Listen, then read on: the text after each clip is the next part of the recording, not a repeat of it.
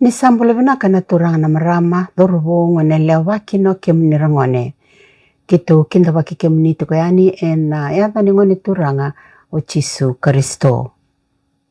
Kito marota kana no muni sawa ngalalta kemunitiko munindo sema wararongo ka sar tiko maina neto wata bongo na ono kina WALU Voqa Kei Viti Aotearoa. Aunutaka ni marotaka na beka kito wa kampura kituko yani nambong ini bukelulu may na ono kina WALU oya na kena ndolatiko kanda sarabatiko na bal ni bolo bo kasama indambitiko bal kata narara ni wanga buka may nandi kabakatoka itiko na Pacific se International Civil Aviation Pacific.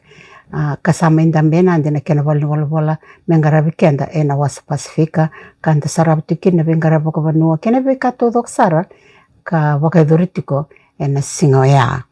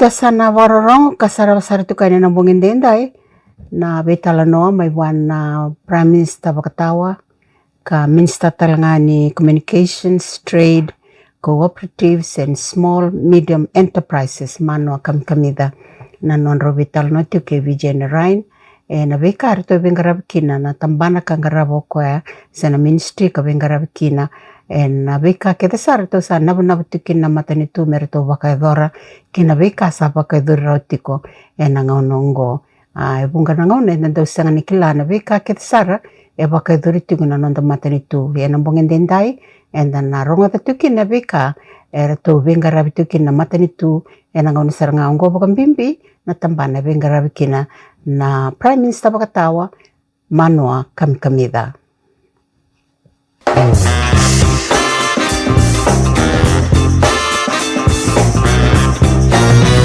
Bulo Vinaka, good evening and namaste. I'm Vijay Narayan, you're watching Fiji Village Straight Talk.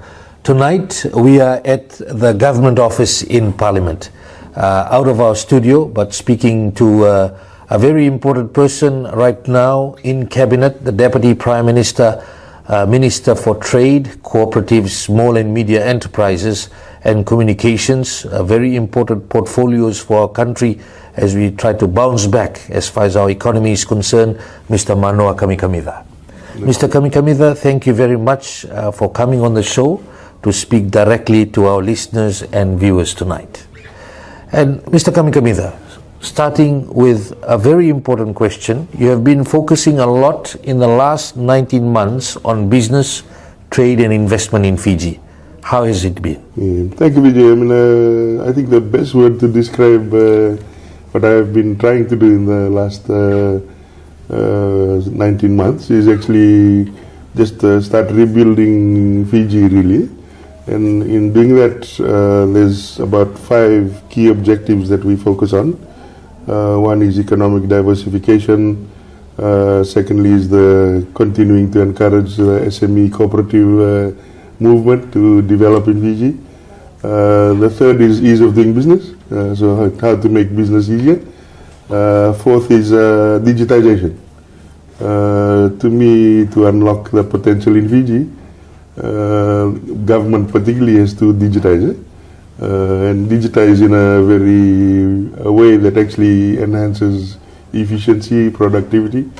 And finally, one of the things that we've realized as well is, there's a certain laws that are archaic, there's certain regulations that are probably not in sync with the fast-moving changes that are happening. So there's a bit of focus as well on that. And by that I mean, you'd have seen us talk about a national food safety task force and those kind of things. Those are a response to things that we're seeing and then trying to react to them in terms of how to resolve them, which most likely will end up in change of laws. But just in terms of how have we gone, I think I'm very excited with what we've been doing so far. Let's take, just in terms of economic diversification. I always tell everybody when I when I finished university in the late 80s and came and started work in Fiji, we were talking about 2 things all the time at that time: economic diversification and ease of doing business. We are now in 2024 and we're still talking about economic diversification and ease of doing business. So one of the things that we have certainly endeavored to do within the trade area and the investment area is really try to see how we can broaden out the economic base of Fiji and do it genuinely. So like this, some of the things that are evolving at the moment, which has been through a lot of hard work. On the trade front, we now have what's called the Indo-Pacific Economic Framework, IPEF. That is a club of global countries. They represent 40% of GDP. Fiji is in that 40% of GDP as the small island states representative. We have been doing well in terms of negotiating, putting forward the views of the small island states. We are quite well respected in that club, and we're starting to see a lot of recognition. in terms of that opportunity. So in that club you have America, Japan, South Korea, Singapore, the giants, India, and Fiji is in there negotiating and talking to them, so we're having direct lines of communication in. I think there'll be a lot of opportunities that are going to come from that IPEF or Indo-Pacific Economic Framework, because it actually is not only a trade agreement, it looks at investment opportunities in the green climate area, in normal, just business investments. It looks at the tax systems,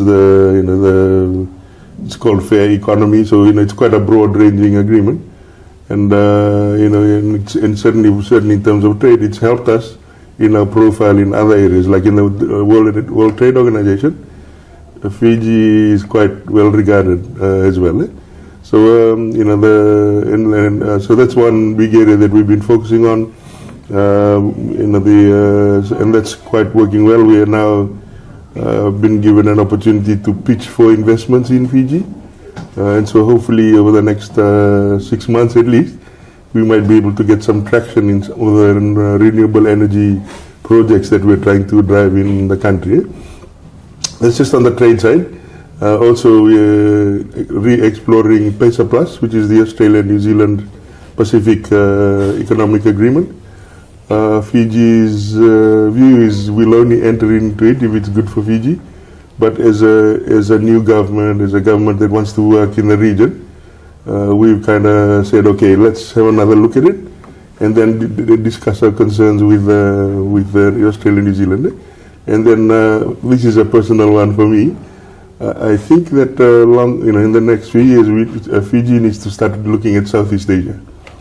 The reason I say that is Southeast Asia has 750 million people. We've played mostly in New Zealand, Australia, which is about 40 million. So there are some other opportunities out there, and we're working through in terms of how do we leverage that. One of the options is for Fiji to join APEC. So that is already been discussed at a very high level. Hopefully if that comes through, that creates visibility for us in the Southeast Asia corridor. So that's just on the trade side. In terms of some of the other things that we managed to achieve, Google is now not only investing in Fiji, it's bringing 4 connections, subsea cables into Fiji. Before Google came to see us late last year, we only had 1 subsea cable. So in other words, if somebody cut that cable, Fiji would be like Tonga after the volcano, dead to the world. Maybe some satellite options, and now Starlink's here. But before that, it was like going to be total chaos. So, and what the Google connectivity brings is it brings a serious opportunity for Fiji to become a really genuine ICT player and become more of a regional hub for the Pacific. So, for example, the 4 connections are US, Hawaii, Fiji, and then there's a cable that runs from Fiji to Australia. There's a cable that's going to run from Australia to French Polynesia, Tahiti, then onward to South America, Chile, and then you're going to have another connection that runs from Fiji to Guam and then to Japan. So all of a sudden, Vijay, we've created through Google an opportunity to be quite resilient when it comes to data centers, when it comes to BPOs, which are a big growing sector in Fiji. We can actually start creating other industries. Like, for example, if Fiji wants to be a hub of cybersecurity around the world, we now have that capability because of the connectivity. So these are some of the exciting opportunities that are in that space. Google is also building a data center, $200 million green data center in Fiji. I can't say where exactly, but it's going to be definitely in Fiji. And that in itself is just some major development. And another thing I'd like to say, and this is probably part of the ease of doing business, Google went from talking to the Honorable Prime Minister to making the decision to invest and go in Fiji within 7 months. That's it, in Google speak. That's unheard of in the world. So, as Fiji is a small country, we can surely, be fast, if we give you in the right circumstances.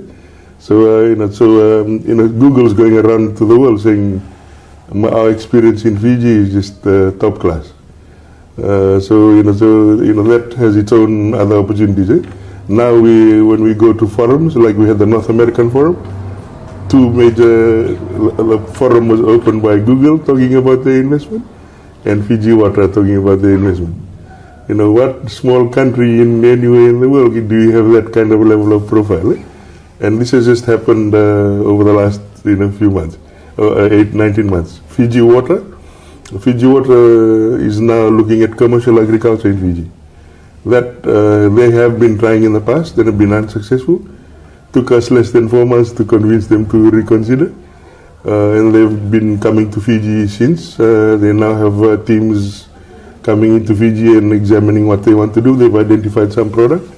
My hope, Vijay, is if we manage that opportunity well, it's going to be quite transformative in terms of a model for commercial agriculture, because you have a large, capable investor, experienced in agriculture, coming into the country. Then we can start looking at creating the connectivity down to the rural area. So, for example, if they want to do papaya, red papaya, which they're thinking of doing, and they say, okay, Nandonga, Nandi, maybe parts of Mba, we want to, grow papaya. We can go around to all the villages there, tell them to set up co-ops, and then they start planting and supplying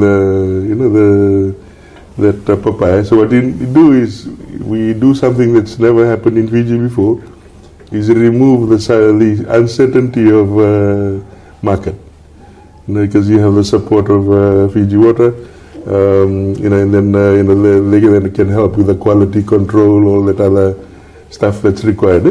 That's just on that, just on economic diversification.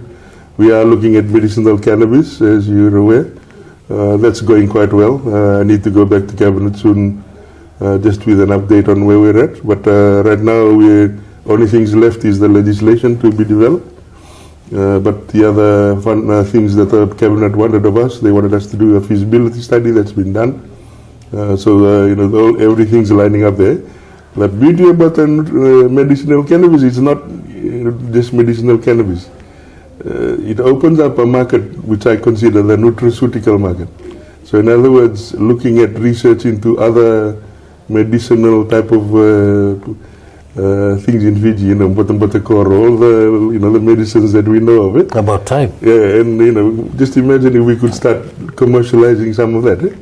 That's another one. The other area, some other areas, there's so many, but one of the other ones that excites me is the audiovisual industry. Up till now, we've had an issue with rebates. In other words, the previous government had overcommitted in terms of what money they were paying for productions to happen in Fiji. We've sort of managed that and starting to pay them off. So we've managed to re-establish the confidence between these production companies, the unscripted reality shows, and Fiji. And so we now have even one player that's actually taken over the anchorage for 2 years, refitted the whole anchorage, and it's now a Love Island site and they're doing 3 productions in a year. So in other words, if we can create a permanent basis for a couple of these companies, they can bring 3, 4, 5 shows in a year. So you make, instead of making just 30 million from one show, you make 150 million from 5 shows. So that's where we had with that. So like on the diversification side, we've been doing quite a bit. Looking at the kava bill. Kava is going to be $1 billion industry in Fiji, if not already, in terms of export. At the moment, a lot of the consumption is domestic, but we need to supply the external market. So that's going well as well. Working very closely with the Minister of Agriculture. So that's going quite well. On the SME cooperative side, I mean, now it's quite topical in the country. People know that this government is serious about developing the micro, medium, and small enterprises. We do have targeted assistance. There's about 120 million now in the budget through various areas that are supporting MSMEs and cooperatives.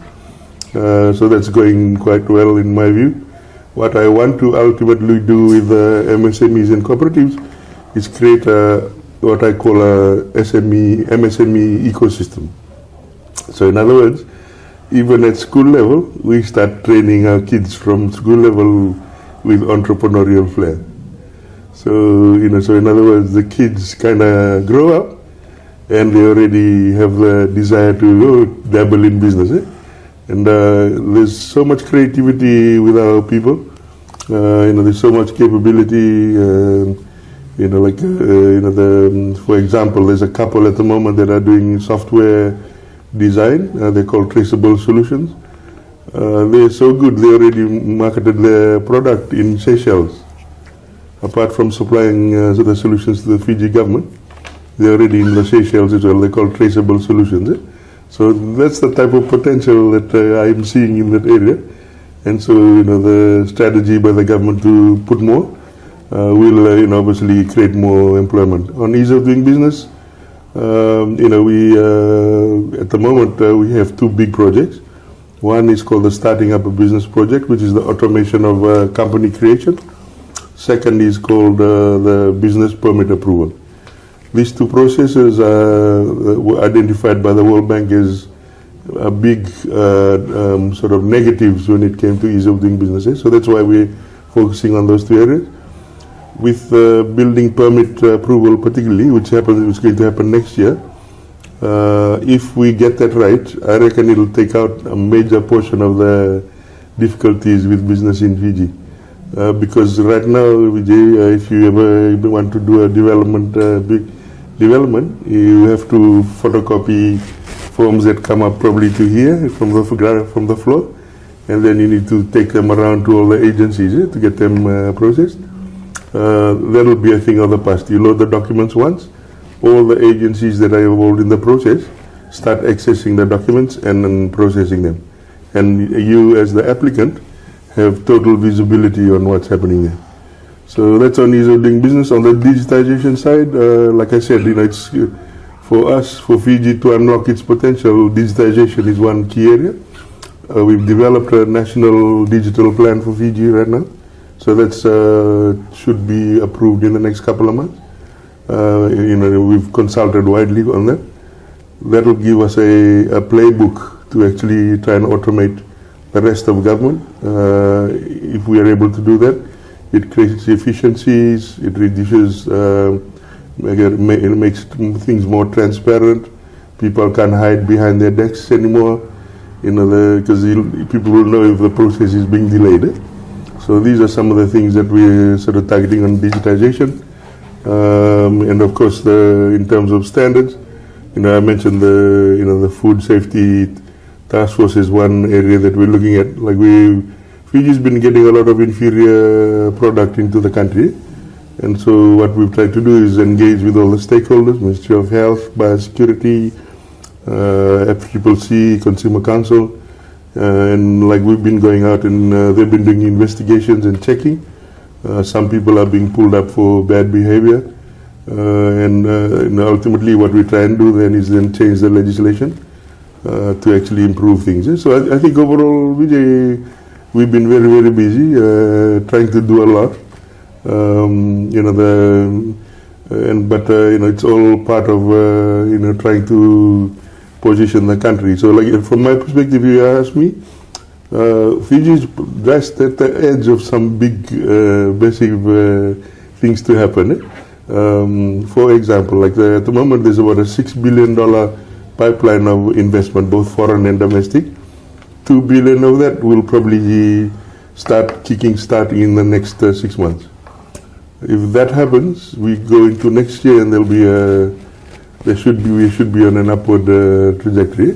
So, overall, how have we been doing? I personally think we've done a lot. But, and there's still a lot more to do. But I think if we continue to focus on the right things and prioritize, the country, the slowdown that's currently being reported by Reserve Bank, we should start to see a turn very soon.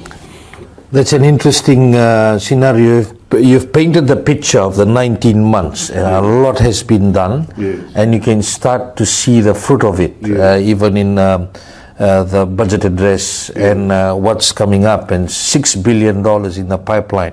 And we hope, fingers crossed, all of them come through. In terms of successes, we can see that. You've talked a bit about agriculture and wonderful company which owns Fiji Water. What a project they will be bringing in. We have been talking for years about commercial agriculture. How do you see this developing? Because during COVID, one big issue that we saw, all our eggs almost in one basket, tourism, and we are not saying tourism is not good, it's about diversification. You believe you have unlocked that potential by doing this? It's just at the start, and the great thing about companies like the wonderful company, they're already in agriculture, so they know exactly what needs to be done. They're talking billions in their countries. They're coming to Fiji to just try and unlock some of the potential. It's very exciting because on the back of that, actually, Vijay, there's another two big companies lined up. One is based in Papua New Guinea, it's an Israeli company. There's another company that's based here. I can't announce because I'm sure they want to announce themselves. But we've already had a presentation for them saying that they have expertise in agriculture in their own country, and they want to bring that here and try and look at some. What type of agriculture? They're looking at pineapple, maybe cocoa, vanilla, that kind of thing. So again, high-end product, which if we position ourselves well, can sell quite lucratively, and you can really, through the cooperative models, drive it down to the rural. Availability of land, Deputy Prime Minister, is an issue, has always been an issue. If we have the landowners buy in, we see a lot of idle land, and if we can get that going, do you believe that we are close to that now? Yeah, and I mean, if you talk to the landowners, a lot of them just want good return on their land, and so this is an opportunity to generate the return themselves. And so I'm optimistic that the land issues, in my view, just needs a proper discussion, and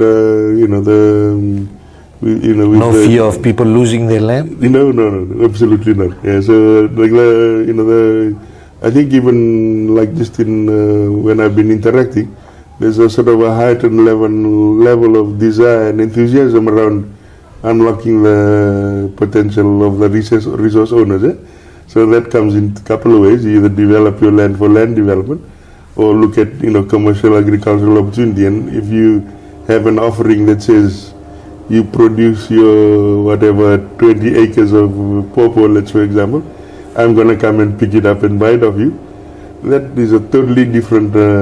It's a ready market. Yeah. You see, like one of the challenges in Fiji is sugar is very organized. The rest of the non-sugar industry is really bordering. It's in the subsistence side. We need to commercialize the non-sugar sectors, and so that's one of the big things we're trying to do. So get in the right type of investor, match them up with the agricultural opportunity, and then try and develop the commercial opportunity.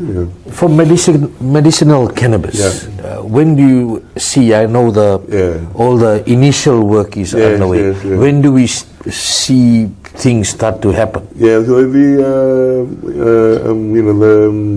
we just need to get the legislation up and going. So I'm pretty sure we'll have to go back to cabinet to get clearance on the legislation. But once that happens, we've already lined up the people that are going to support the development of the legislation.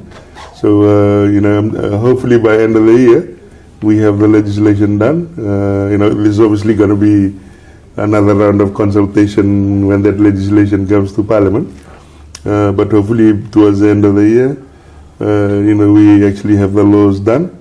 if that's done, that's within less than 2 years of government, we've created a totally new industry, and then we just go from there. So at the moment, I'm reasonably confident, put it that way, that we'll be able to achieve that.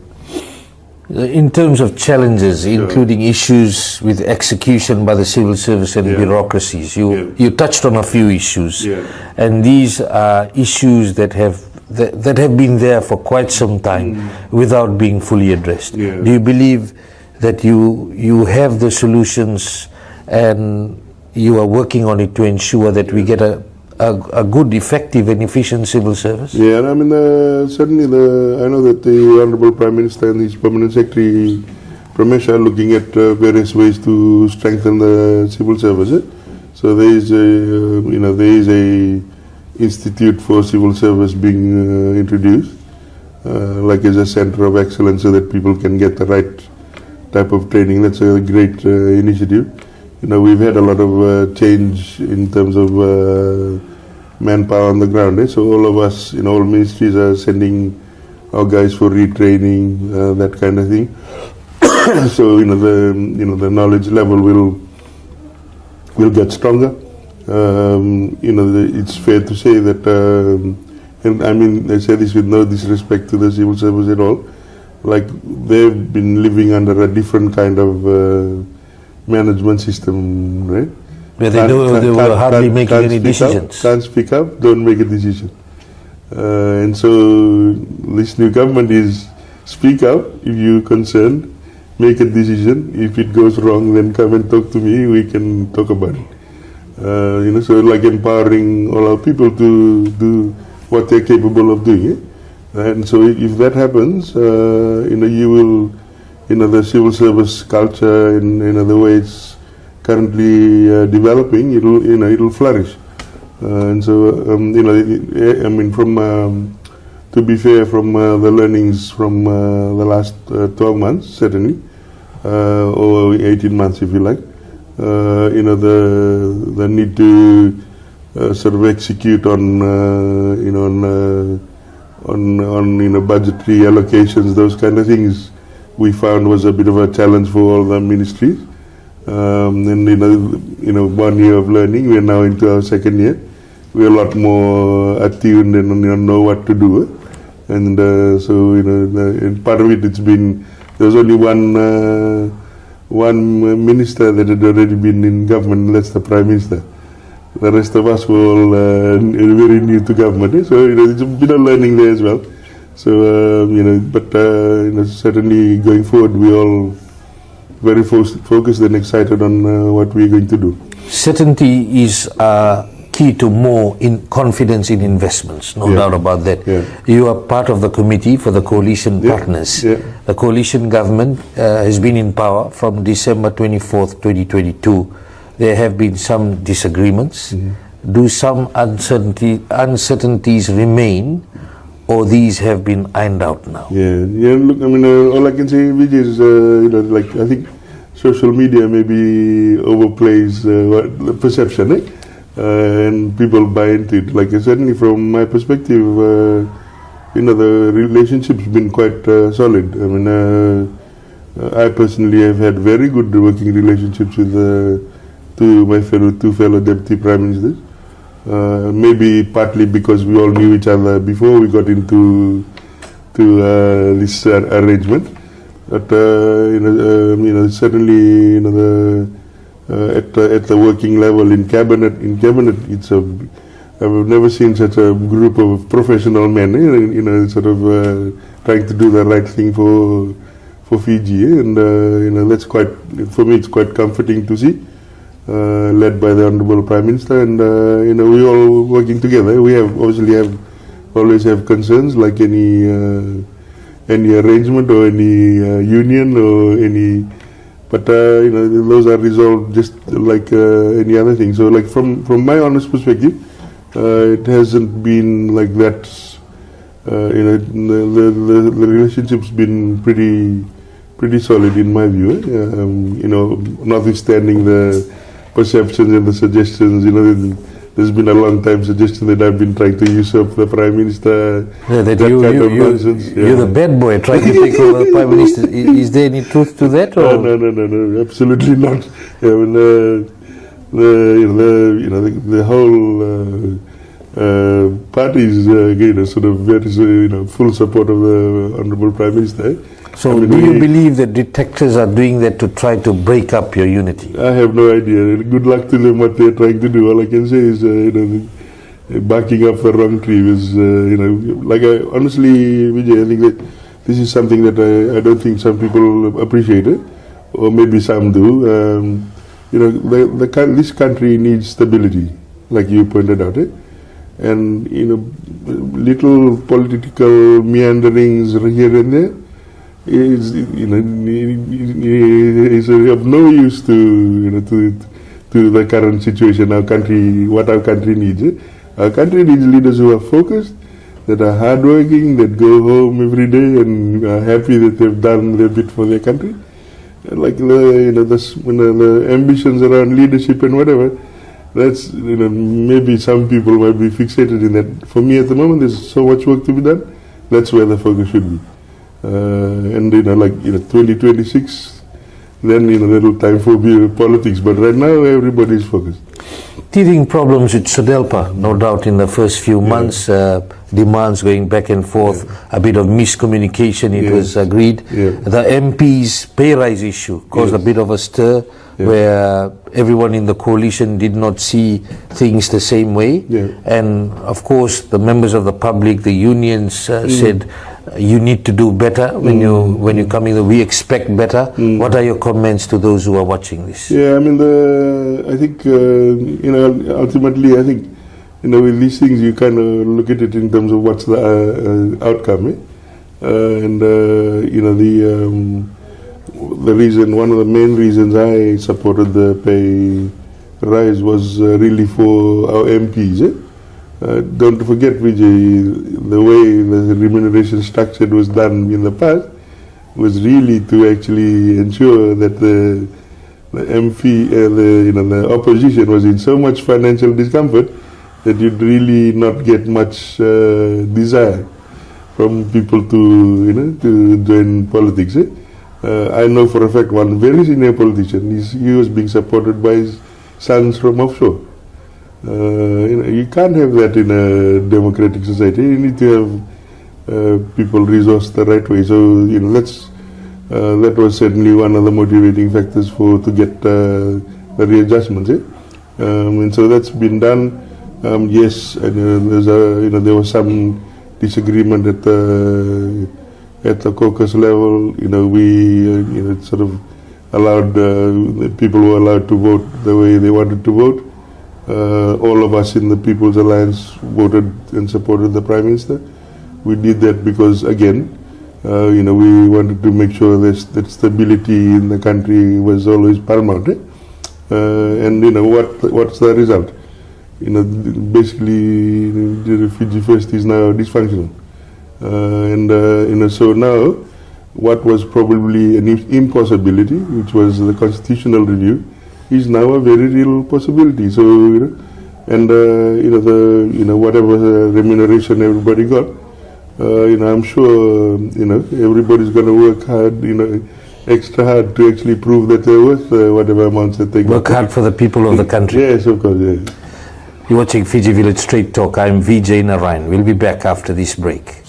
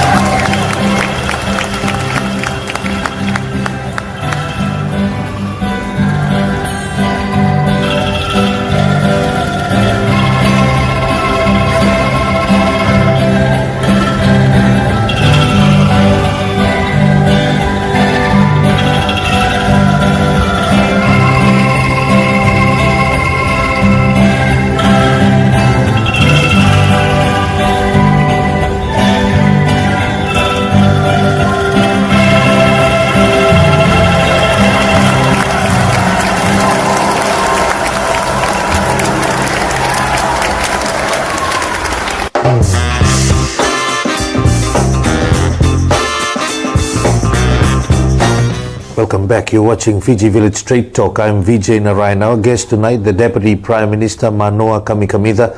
Mr. Kamikamica, what is the type of work going into getting more people to get into small, medium and micro enterprises? Yes, thank you, Vijay. Like, I mean, certainly in terms of government, we've been quite active in terms of trying to encourage small to medium enterprise participation. So, for example, this year, for the first year, we had a MSME conference. It was held in Suva. I'm sure if it was held in a playground somewhere, we'd be able to fill it up. But because of constraints and because you're dealing with presentations, that was a good way to start the year in terms of creating awareness around MSMEs. Yesterday I attended the National MSME Awards for the FDB. So all the banks are doing their bit in terms of MSME development. Vision Group, they're a big player now in terms of trying to assist MSMEs. So it's about just getting the word out and then trying to communicate all of the types of assistance that we have. We have grants for small micro businesses, about $500 to $1,000. And then we have the large chunkier grants that are good for cooperatives and small business that want to evolve into other things. One of the things someone mentioned to me, one of our staff mentioned to me, is all the awardees last night at the MSME were assisted through the ministries. Part of it through our time, but as well before.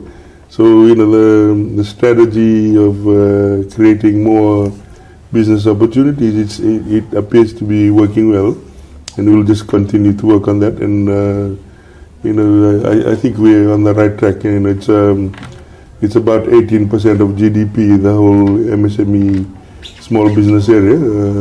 I've kind of told our team if we can raise it to 30% in 10 years, that will be a very good thing to do in terms of economic growth.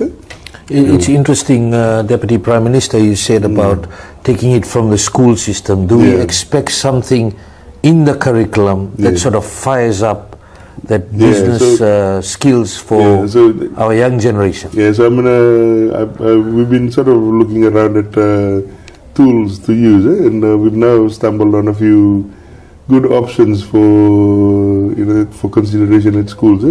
Like there's in Canada, for instance, they actually have tablets and they have business games on them, and so you play how to create a business, how to start marketing your business. That's all done on a tablet, which is quite exciting. So you don't know how you earn money, make money, all that kind of practical stuff. So the hope is to, at the very least have people at secondary school level starting to get that flavor of entrepreneurial. Hopefully that will be part of the education curriculum review and change. Correct, that will be brought through that channel. What is being done to ensure the sustainability of businesses? So there's been a lot of cases where the small businesses, micro enterprises start up, and when they want to progress further, or when they hit some struggles, what is available for them? Because it seems like in Fiji that's been an issue too. The startups are well assisted, but it's about sustainability. So what we've tried to do, again, it's about that ecosystem that I was talking about. So what we are trying to do is actually handhold people through the various stages of business that they're at. Right now, apart from government's own hand-holding processes, which involves, for example, generally when a grant's given, we get everyone trained first. Either as a cooperative, as a small business, or even as an individual operator. So that's to sort of make sure that when they get given the grant, they understand how to conduct, how to do business effectively. That's one opportunity. On top of that, Business Assistance Fiji, which is another co-funded agency between us and the government of New Zealand.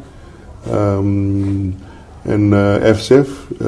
They actually look at helping businesses have websites, marketing strategies, all the other things that a small business might need. So that's some of the things that the government does.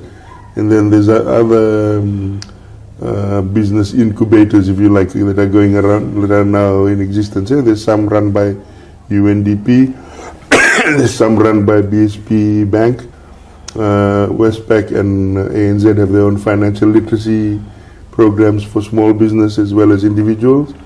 So these are the type of weapons, if you like, that are now available for people to actually, the small to medium businesses to use. We had a open day in this year's open day. We went and did it in Namosi, at the school in Namosi, right in the hinterlands of Namosi, and the ANZ came in, Westpac came, and also our government team, and we did training for about a couple of thousand people with entrepreneurial interest. So this is the type of things that are being done to try and support business, and we do it's not only the Ministry for Trade that's actively involved. Agriculture have their own team that does small to medium business training, rural development as well. So there's a few agencies that are now involved in, Tourism Fiji just got 500,000 just now. So they'll be using that for backpacker tourism, that kind of area. So so it's there is a lot of support on the ground. The reason why I said that I'm trying to build an ecosystem is I'm hopeful we can get to a stage where we can see all the players that are in the SME ecosystem, and then make sure we place them in the right area so that we can continue to support.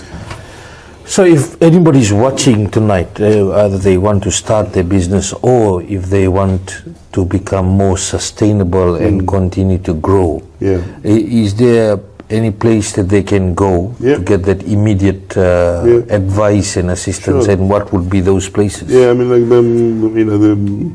I can talk confidently about the Ministry of Trade and cooperatives. There's always advisors there to sort of just listen first and then try and provide a way to articulate the opportunity and then what steps need to be taken. And sometimes it's down to creating your cooperative or your company, and then understanding what you want to do, and then develop a little business plan around it, those kind of things. So those tools are available in the ministry.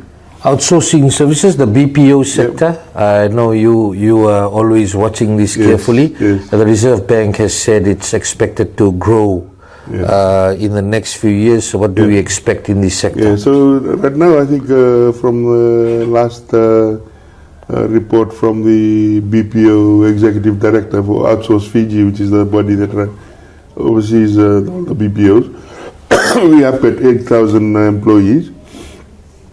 And it's generating about 200, according to Reserve Bank, it's generating 200 million in terms of foreign exchange. So it is a growing area of business. BPOs, or business process outsourcing, was always seen as just call centers, but it's more than that now. Now we have what people call KPOs and IPOs, which is information process outsourcing, and also knowledge process outsourcing. So knowledge process outsourcing is accounting services, legal services, engineering services, psychiatric services. Those are already available in Fiji right now amongst the BPOs. So it's a great way if you're a young person, come out of sixth form, not sure what you want to do. Like the BPO is a really good space to get your hands into working, because you actually start working for offshore customers. So you're really in the international market, but based in Fiji. So it's a great opportunity to learn, the skills at that level. and then it sets them up well for other jobs they may want to go to. I've been hearing stories now about KPOs, and like some of the work that's being done now by our people. I'm told there's a young engineer in Fiji that out of university, very good capabilities, assessed by an international engineering company, and so straight out of university, apparently he's earning 75,000, doing work in Fiji, working for the guys in Australia. So that's the type of potential that we have. If you want to extend that a bit more, to talk a bit about ICT and what Google will bring. We're kind of thinking about what if we turn Fiji, say, into a cybersecurity hub, for example. So we'd start training up our own young people here. Right now, there's a vacancy of about 4.5 million cybersecurity analysts globally. Right? This is like startup university cybersecurity analyst. The starting salary for a cybersecurity analyst is 40 to 50,000 US. So just imagine if we were able to bring that opportunity to Fiji.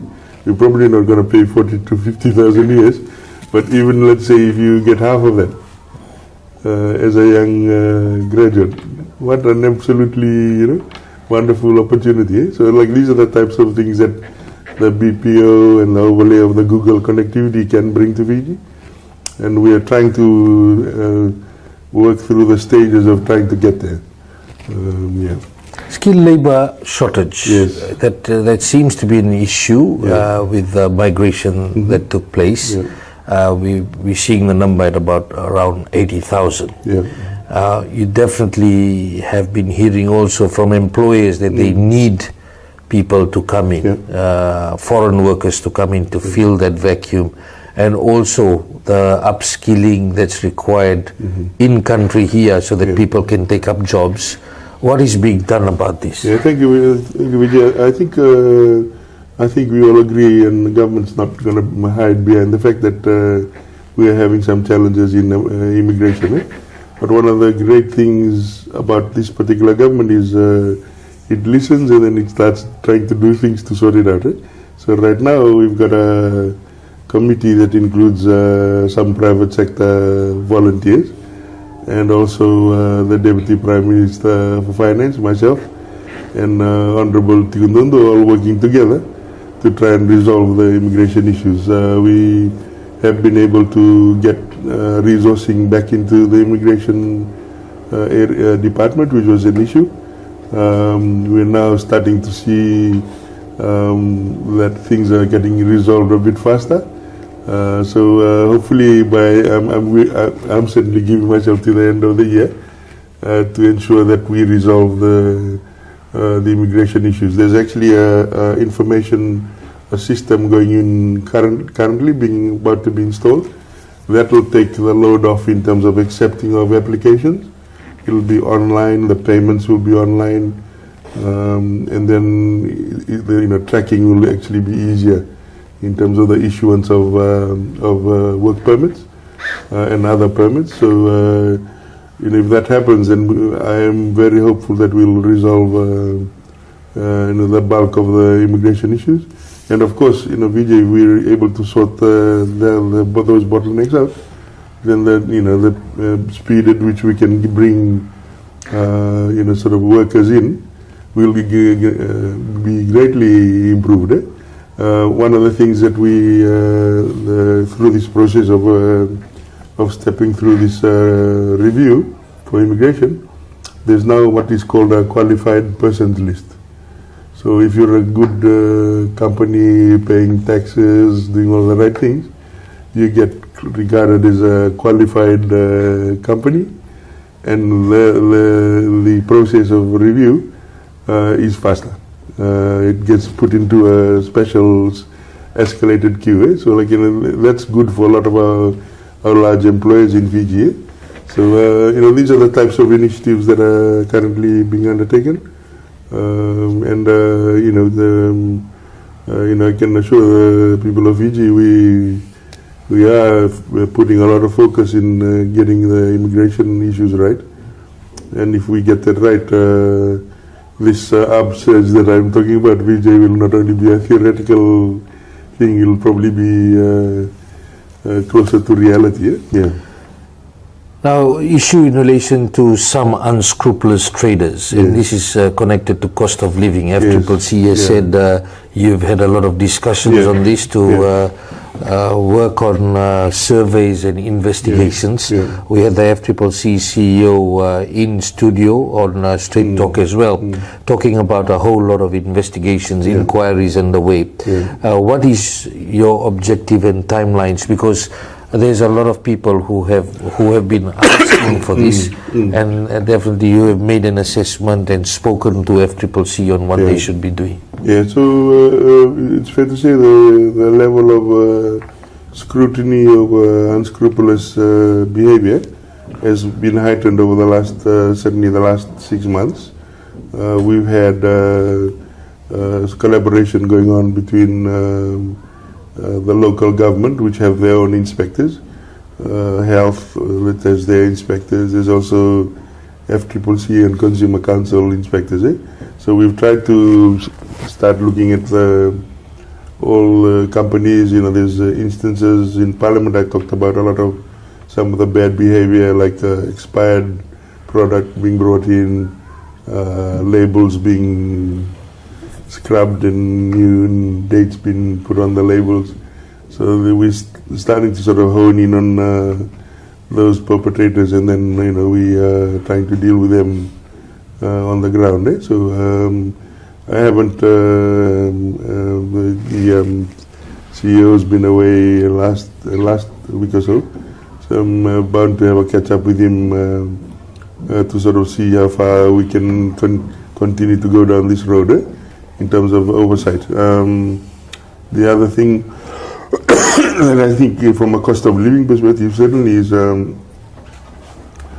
having a look at some of the areas that are not controlled at the moment, and making assessments on whether some other product needs to be brought under price control. So that's another exercise as well that's being done by FCCC. I'm keen to get that done, so that we can see how we can bring down or at least control the escalation in costs where we can. You're watching Fiji Village Straight Talk. I'm Vijay Narayan. We'll be back after this break.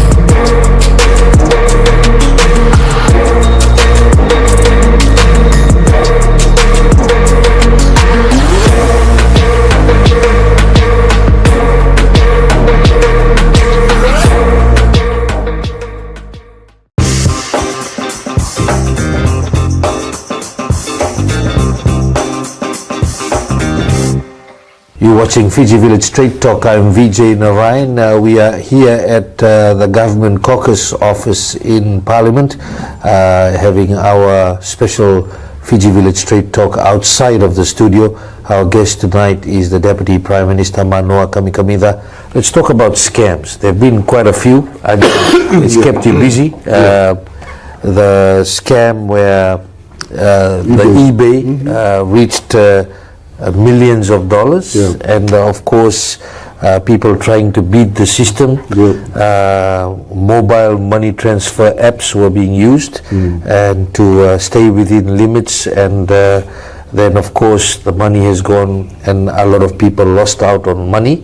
And we have some people still trying to scam, not through just using the platform, but knowing that the mobile money literacy or digital money literacy in the country is limited for a certain amount of the population. What are we doing with this in terms of our laws and to ensure we do not continue to have this? Thank you, Vijay. One of the things I get teased a lot in Parliament is I create a lot of task forces. So some of the opposition calls me the Minister for Task Forces. But when eBay happened, we created a national task force for scamming, and it's probably really good because we brought in all the stakeholders to start working together and talking, and actually trying to identify the issues. We involved even Digicel and Vodafone in that task force, the police. From the eBay scam. I've been told of the amounts involved, but it's quite staggering. When the amounts come out, the amount that was circulating through eBay, because of eBay, it is quite a significant amount. It's in the millions. So what we did from the task force was then try and start working together on addressing scams and making the public aware of scamming. Right now I'm glad you asked the question, because from the 26th to the 30th of August this month will be National Scam Awareness Week. First time it's been held in Fiji. It's funded through some of the UN agencies and government as well. And it's our first endeavor to really try and bring the whole scamming issue to light at a national level. We're doing it at the back of the first week of school holiday, so that all our children will be not focused on school, and so we can get them involved in actually creating awareness. Beyond that, Vijay, the main, almost like the food safety task force, it's all about looking at the legislation and actually trying to create more teeth with the legislation. So part of this assistance that's coming through the UN agencies is a review of all the legislation, which we were wanting to do anyway, but now we have the funding to actually get it done. So hopefully we can actually create teeth with the legislation. For example, if a scam is happening and you're seeing it as a regulator, you can't do anything until you get a complaint. That's what happened during the eBay scam. Correct. Yeah. So even Reserve Bank can't do anything. So until the report came, the eBay was quite pervasive. It caught a lot of people, not only the vulnerable, but a lot of our big people too got caught in that scam. And when somebody asked if I had gotten caught in the scam, which I hadn't, but that brought to light the weakness in the laws and the need to really relook at those laws. So now we have the opportunity to genuinely look at the laws. So I'm hoping towards the end of the year we would have found what pieces of legislation needs to change, and then we actually bring that forward to Cabinet and then to Parliament to get that done, because we'll be able to shut down a lot of scamming activity. My preference is setting up a separate agency for scams.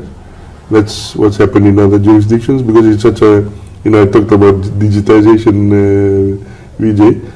The more digitization you overlay, the more vulnerability our people will have in terms of scams. So it's a very active area. So we I feel doing quite a bit now in terms of creating visibility. Because we are working in a task force, the police actually sort of have now arrested a few people that have been doing scams. I understand that 3 have been taken to court and then are pending sentences, I think. So that's quite positive in terms of with these sort of crimes and bad behaviors. The only way create disincentive or discouragement is you always talk about the hot stove concept. Until you touch the hot stove, you won't, or if you experience the hot stove, you won't. So if the laws are hot as a stove and are able to create punitive measures, then that's the direction that we need to take the laws in. Right now, I don't feel that they're there, and once they get there, we can actually strengthen the whole regulations around scams and cyber crime. Yeah. In terms of eBay, do we expect charges to be laid against people? I know it's still with the police. I haven't actually heard any advice around eBay, but I'd imagine they'd be sort of looking at, I think these, I might be wrong, but these 3 cases that have been prosecuted could possibly be linked back to eBay. I can't say for certain, but I can find that out. Walesi is another one. Millions went into Walesi. Yes, 128 million. 128 million. And the issue is that the way it started, the way the amount of money that was budgeted, there's a lot of questions arising whether it was needed and at what place. A lot of people are saying that it is now in place, the network is there. Of course the network is there. There's questions about if you put everyone on Walesi, then the dangers that exist with as far as risks are concerned, with the environmental risks, because of we expected to have more cyclones and they expected to be stronger, and if there's no mitigation plan in place, we fail. And this is something that has we continually asked the former Attorney General who was pushing for this. You are waiting for that Walesi investigation report. What can you tell us? Yeah, sure. Thank you, Vijay. As I've mentioned on a few public forums, hopefully by end of this month I'll get 2 reports. I've received one already, which is the technical evaluation of the Walesi saga. And there's also a financial report done by the Auditor General's office. So hopefully once both of them come, then I've already provided the technical report to the Walesi board. Then I've already looked at it and already doing some remedial work. Once the financial report comes, we'll do the same thing. But at the same time, I will table it in cabinet. If there's any things that look of concern, particularly FICAC related, we will then progress to FICAC after the board approval, and then I will probably just make a brief statement in Parliament just to wrap it up. But obviously I don't want to preempt the findings, but certainly if there's any irregularities found in the Walesi reports, people are going to be brought to account. And that's probably the best I can say right now. But it's just taken a while to set it all up because because when we were doing the initial decision making around how to go about the investigations, we quickly worked out that there was a technical component and a financial component, so we went down the route of getting the ITU, the International Telecommunications Union, to look at the technical component, and then we got Auditor General to look at the financial component. It's probably not progressed as fast as I would have liked, but we are close to the end, and then we'll table the reports to. We definitely will be looking forward to it, Deputy Prime Minister. Thank you. Grace Road is another investigation. It was talked about what's going on. Yeah. Of course, there was a certain aspect of it. It is before the courts. Yeah. But my question is, because if you look at it from the investment point of view, one is the church aspect, the other one is the business aspect. And of course, if there's an organization where there's some wrongdoing that's happened, then the leader of Grace Road Church is currently serving time in prison for what she has done.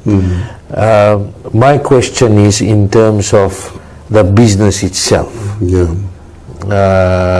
Whether the Fiji government at this point in time is still investigating the business aspect. Look, my standard answer to that question, Vijay, is that like because it's the matters before the courts, I've just suggested that take its course, and then if there's any requirement to make any comments post any decision, then that's the point. That's the point at which to. I ask you because it seems like there's no investigation. No longer an investigation. Like I said, I can't really make comments because of the court process.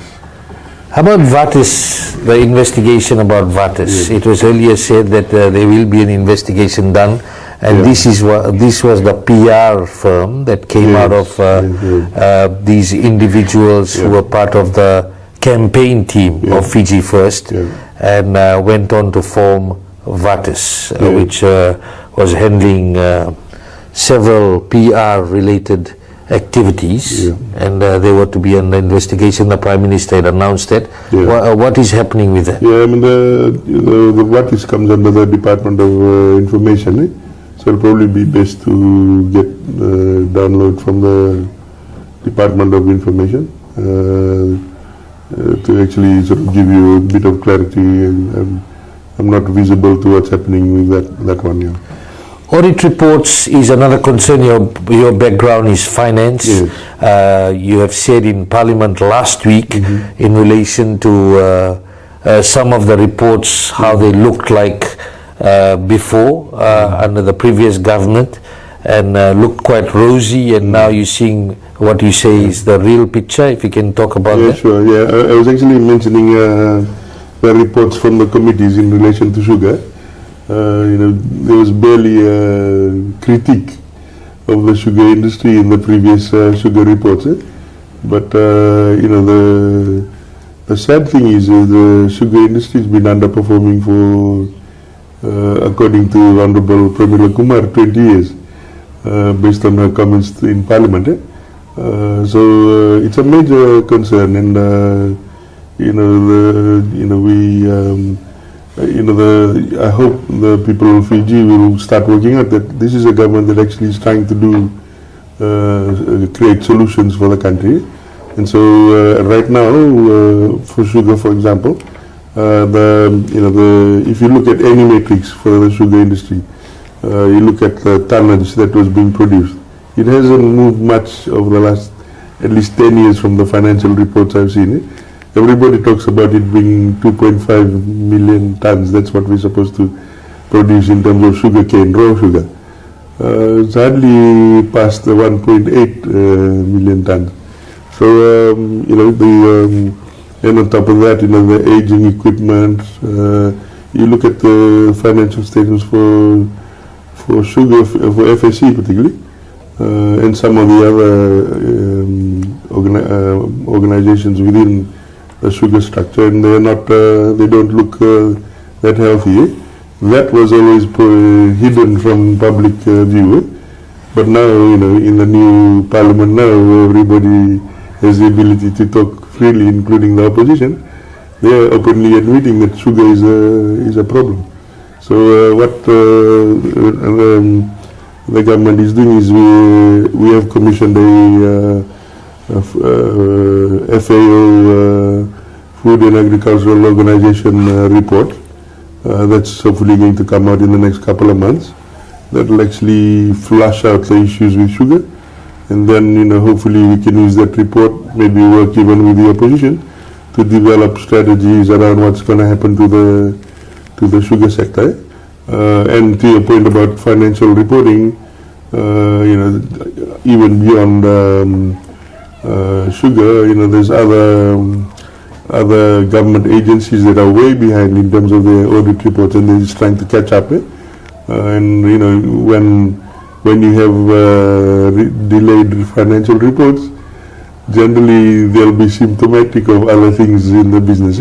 Possibly breakdown in controls, financial controls, so it's hard for them to get the information. Sometimes it leads in abuse and that kind of thing. So one of the things the government's trying to encourage is all the agencies to start, including ministries, to start producing the accounts on a regular basis. Financial year ends, in 6 months, done. Move on. So these are the types of things that are very important to this government. Honorable Biman Prasad tabled the Fiji Airways financial report in Parliament for the first time. So that's the first time in history we're going to see the financials for Fiji Airways. They're operating profitably now, and but again, I truly hope that as we're now going on to our second year almost.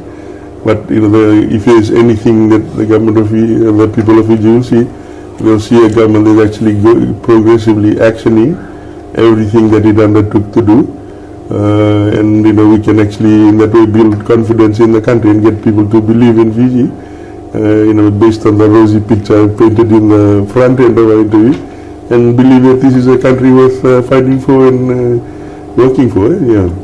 My final question is in relation to the Constitution review. Last Friday, the former Fiji First, former Army Commander and independent MP, opposition MP, Viliameno Poto, said there is a need to review the Constitution, and it needs to be done before we have a truth and reconciliation process.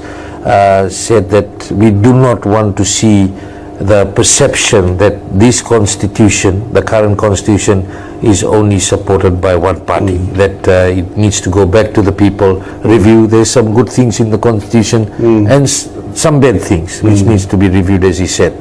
The Prime Minister has backed that. You as the Deputy Prime Minister, this process is now on the move as far as the review is concerned? Absolutely. The Prime Minister says it, we are certainly in full support of it.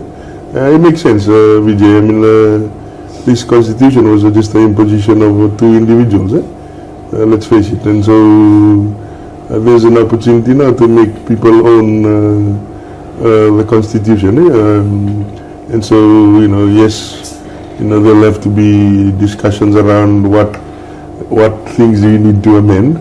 There'll be a discussion, with the people of Fiji in terms of what they'd like to amend. And we'll try and find a way to get it done. But certainly, reflecting on how the journey's been,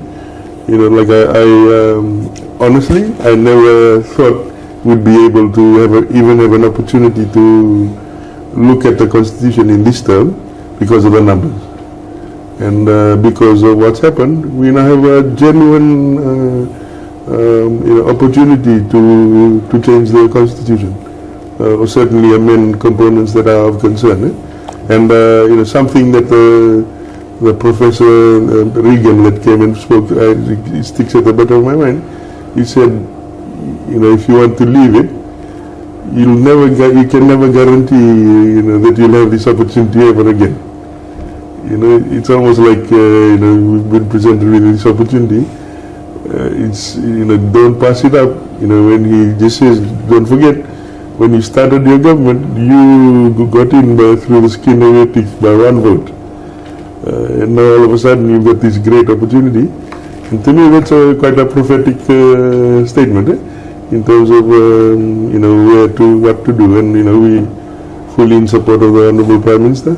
He made statements today, and we'll certainly roll our sleeves up and do what we need to do to change what we can change, because it will ultimately be a negotiation between all parties. Because you have that big amendment provision that needs to be that's something that will have to be looked at. So, but Fiji should be happy that we're actually at a point where we can actually genuinely change a constitution which we all agree was undemocratic.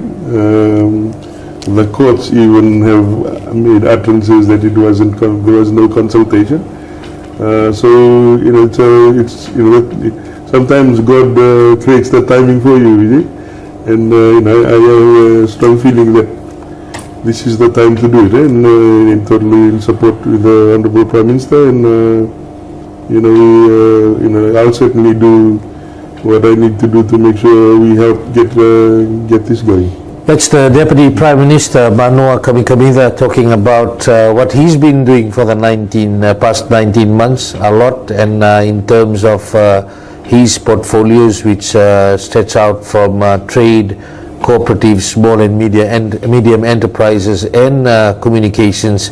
And of course, he's also part of the committee representing the People's Alliance for the coalition partners as far as their ongoing discussions are concerned. So a lot has been discussed tonight. We'd like to thank you, Deputy Prime Minister, for coming on the show.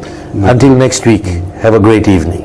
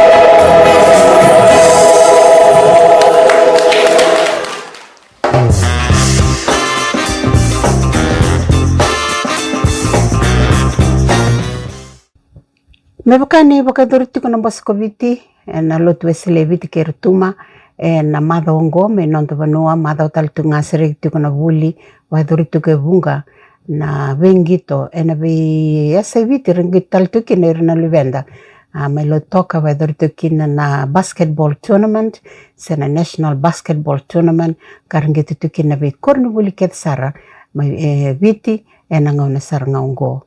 Ia, enda na warronga na bonge denda, na vika baka duriti ko may suba, na ngona ni Voqa Kei Viti na madongo, na langa sere, karaboy tabitukina, na vi mata sere, na vi tambataka, na vi asay viti todo kasara. Kanda matalaw ninda rungwada kasarabati ko na vi kakedongo, na madongo, na bonge denda, kalungatan ni raw ni kito kauta papola kasar may vikim ni, na langa sere, kabaka duriti ko, na madongo, nitaka, no ni na marotaka.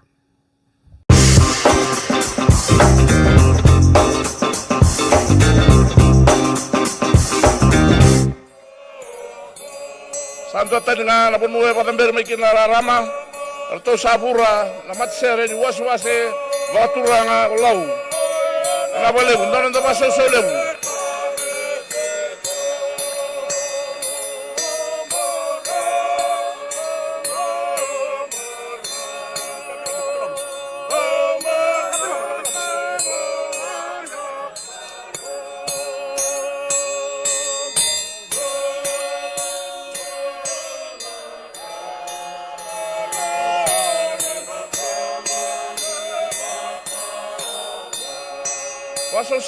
Paso sau.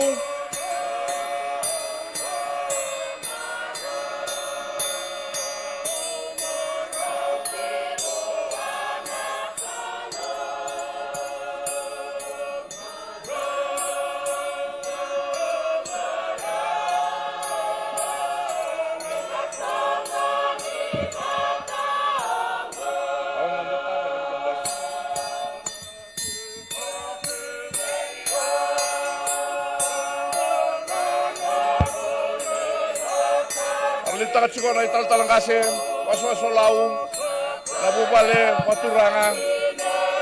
Arala kami na koro, lele utalang arti suba. Nabale mo.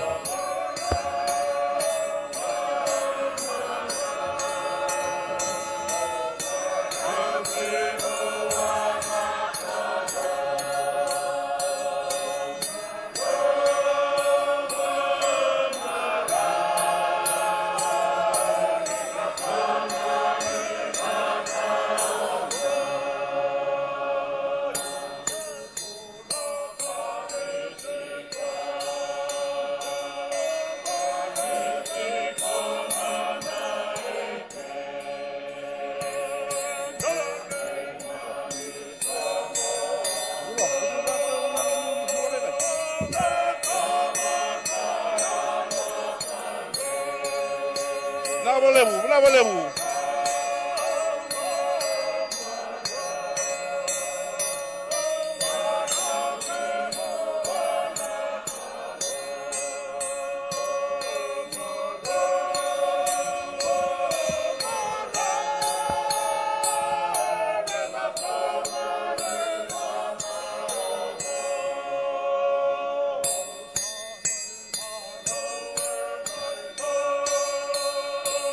Marau na londa, asar ni marau, da waso sau, na bolebu.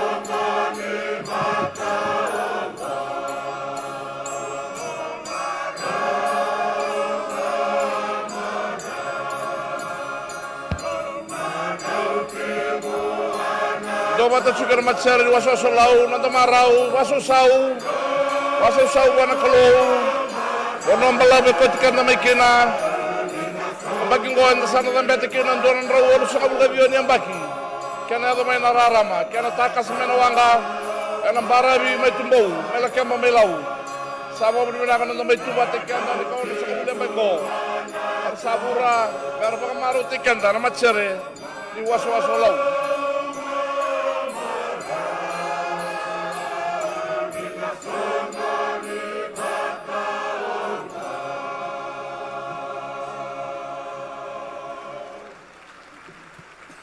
Dapat susau seniraw na wasosolau. Lako sar may ONO, may batoa, may oniata. Kimami ito ba na baka bilibin naka ibe kimani na turanga. Kimami sera na maraw kinareki kina baka bilibin naka. Kimami sayo daw na ikaw sa ngabulo ni mami tungalala. Inanom ni ibe liutaki, inanom ni ibe barang taki. Kinanloto ko niya baka tambera. Matabur may tangya pusi. Sinagawalu talo sa ngabulo lima. Kimami sa may tungalala. Kimai marang tangan imam satu ngalalan singa nintai. Una boleh mana kalau nono meni lolama. Ningai sero na lotu. Wai slebet kero tuma. Ngonturan gas lebu, ngonturan puni bol lebu. Perna lilu ni biwas wase, leital tala, leni baba kos raramba. Ningai sero ni kimame nono meni serau kino nono meni lolama. Ngona masadam bobe kimne na baba binaka. Ena dai cisu ni mami turanga kan ni mami bombula. Amen.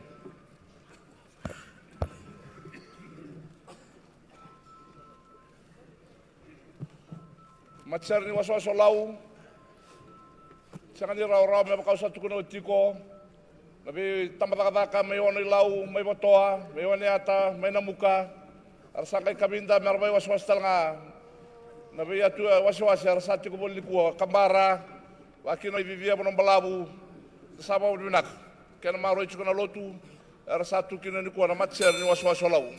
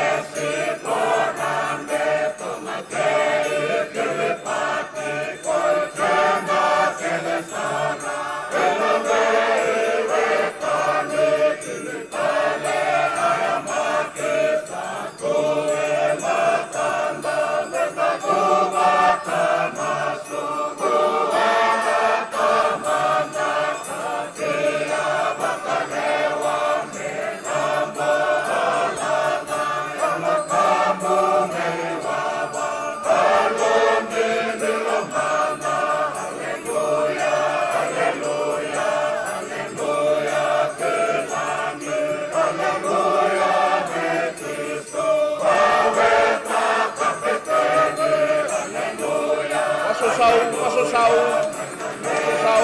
nabolebu.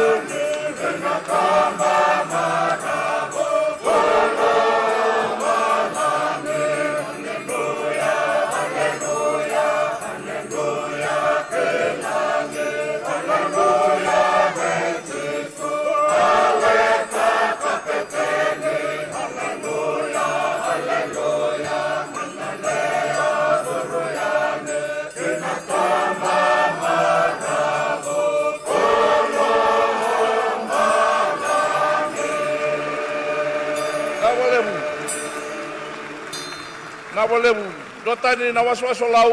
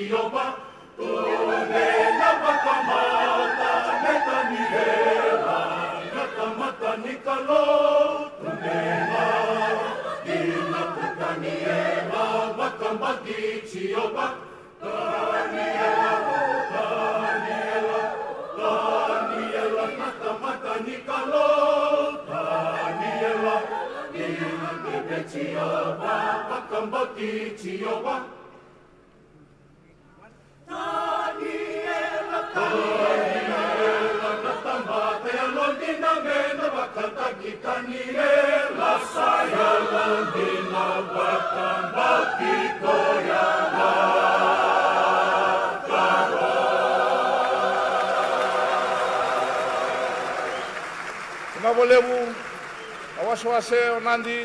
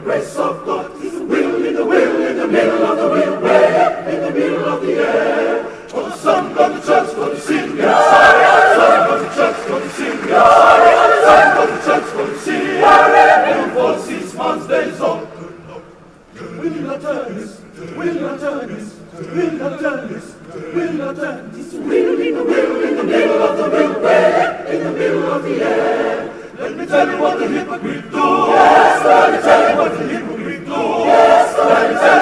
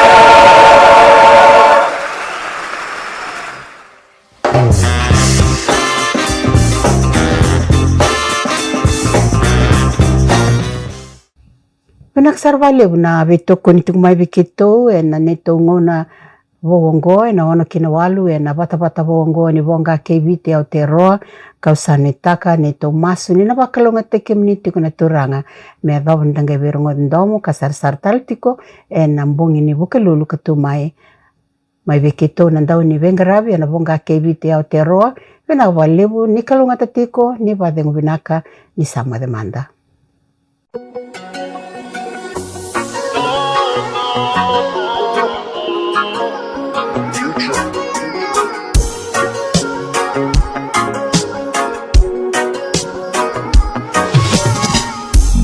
Sing